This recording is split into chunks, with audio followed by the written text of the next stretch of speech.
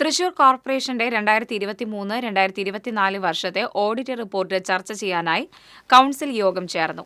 Audit റിപ്പോർട്ടിൽ ഗുരുതരമായ ആരോപണങ്ങളാണ് ഉള്ളതെന്ന് പ്രതിപക്ഷ നേതാവ് രാജൻ ജെ പല്ലൻ. നടക്കില്ലെന്നറിഞ്ഞിട്ടും 4 ജലവൈദ്യുത പദ്ധതികൾക്ക് വേണ്ടി കോടിക്കണക്കിന് രൂപ ചെലവഴിച്ചതായും KSEB തള്ളിക്കളഞ്ഞ പദ്ധതി 40 ലക്ഷത്തിന് കോർപ്പറേഷൻ വീണ്ടും വാങ്ങി പണം നഷ്ടപ്പെടുത്തിയെന്നടക്കമുള്ള ഗുരുതര പരാമർശങ്ങൾ റിപ്പോർട്ടിലുണ്ടെന്ന് രാജൻ പല്ലൻ ചൂണ്ടിക്കാട്ടി. റോഡുകളുടെ ശോചനീയാവസ്ഥയെ, ലാലൂരിലെ ബയോ മൈനിങ്ങിലെ കോടികളുടെ അഴിമതി, നഗരത്തിൽ 5 കോടി രൂപ ചെലവഴിച്ച് CCTV സ്ഥാപിക്കുന്ന അഴിമതി തുടങ്ങി കോർപ്പറേഷന്റെ അഴിമതികൾ തുറന്നുകാട്ടുന്നതാണ് ഓഡിറ്റ് റിപ്പോർട്ടെന്ന് രാജൻ ജെ പല്ലൻ ആരോപിച്ചു.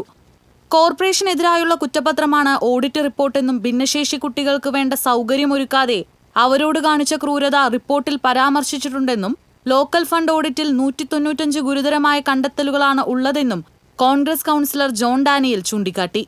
അപാകതകൾ തിരുത്താനാണ് ഓഡിറ്റ് പരാമർശമെന്നും അഴിമതി ആരോപിച്ചിട്ടില്ലെന്നും ഡെപ്യൂട്ടി മേയർ ML റോസി പറഞ്ഞു. പൊല്യൂഷൻ കൺട്രോൾ ബോർഡിന്റെ അനുമതിയില്ലാതെയാണ് കോർപ്പറേഷൻ അറവുശാല പ്രവർത്തിക്കുന്നതെന്നും ഇതേ കോർപ്പറേഷനാണ് ഹോട്ടലുകളിൽ പഴയ ഭക്ഷണം പിടിക്കാൻ നടക്കുന്നതെന്നും ജയപ്രകാശ് പൂവത്തിങ്കൽ ആരോപിച്ചു.